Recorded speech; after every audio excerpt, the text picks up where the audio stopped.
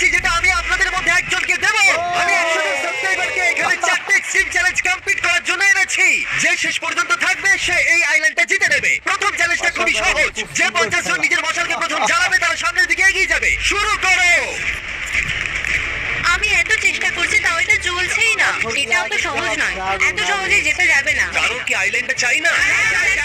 তো আগুনটা তাড়াতাড়ি জ্বালাতে হবে। আমরা যা হিসাব করে দেখেছি তাতে আগুন জ্বলতে কমপক্ষে 20 মিনিট সময় লাগবে। কি সত্যি?